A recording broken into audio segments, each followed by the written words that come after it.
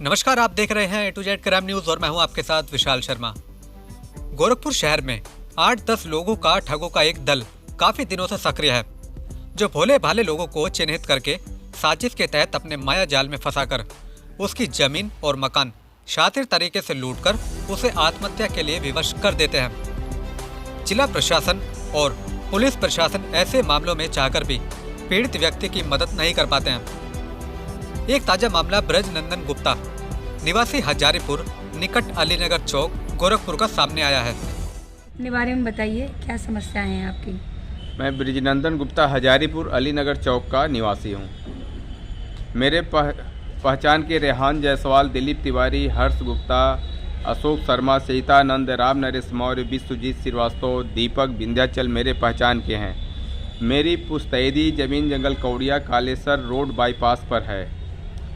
मेरी ज़रूरत समझकर 25 लाख रुपए में मुआवजा व्यय करा दिए, जो कि मुझसे 17 लाख रुपए उधार लिए।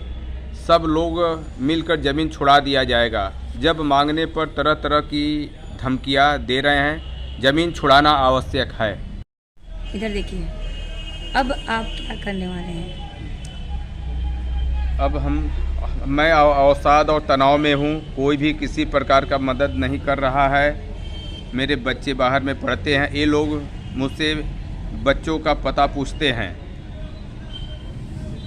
जिन लोगों को आपने उधार दिया है, सुनने में आया है कि उनका क्रिमिनल रिकॉर्ड है, तो अब आप क्या सोचते हैं इस बारे में? जी, जो लोग उधार लिए हैं, पता चला है कि कुछ लोगों उनके ऊपर पहले से मुकदमे हैं। उनमें से कुछ लोग गैंगस्टर हैं, क्रिमिनल हैं, लोग हैं। काफ़ी मुकदमे दर्ज हैं।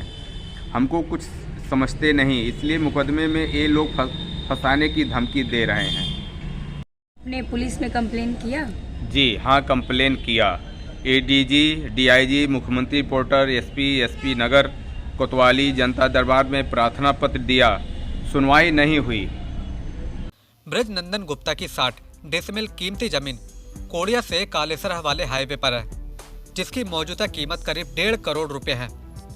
ठगों ने एक सज्जन व्यक्ति निवासी गोरखपुर से संपर्क कराकर ब्रजनंदन गुप्ता की जमीन का 25 लाख रुपए में हलफनामा बनवाकर उस जमीन को इस शर्त पर गिरवी रखवा दिया कि उसे 25 लाख रुपए में से इन सभी ठगों को ब्रजनंदन गुप्ता रुपये उधार में देंगे।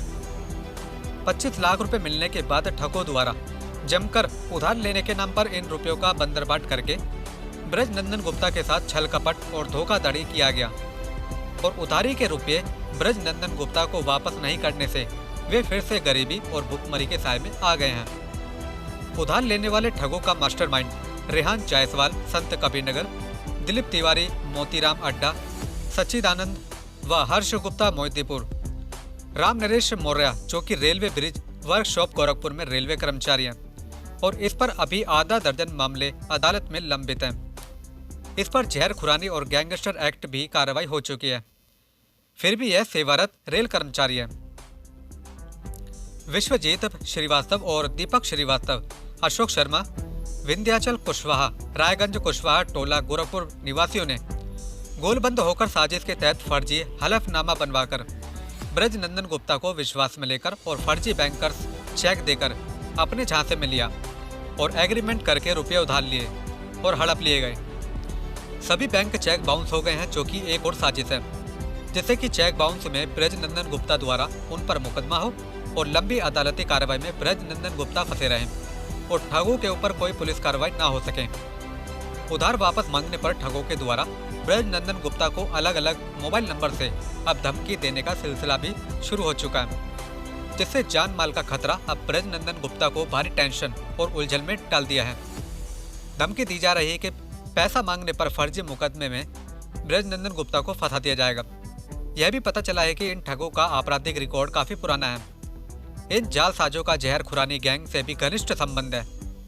जालसाजों के चंगुल में फंसे ब्रजनंदन गुप्ता की 1.5 करोड़ रुपए की जमीन भी अब 25 लाख में ही हाथ से निकलने के कगार पर है, जबकि जमीन गिरवी रखने वाले को 25 लाख रुपए में से 8 लाख रुपए किसी तरह ब्रजनंदन गुप्ता वापस भी कर चुके हैं।